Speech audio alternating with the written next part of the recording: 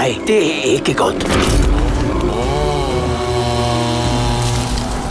I skoven. Vi har aldrig måtte gå derud. Hvorfor ikke? Heller ikke. Min mor kommer med alle mulige dårlige undskyldninger. Menneskene har vi fælles skoven. Så ved vi begge, hvad der sker.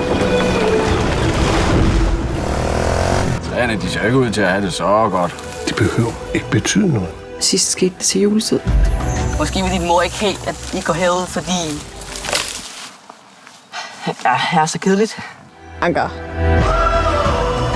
Menneskene er farlige, og du skal ikke blande dig med dem. Vil skoven tale til ham?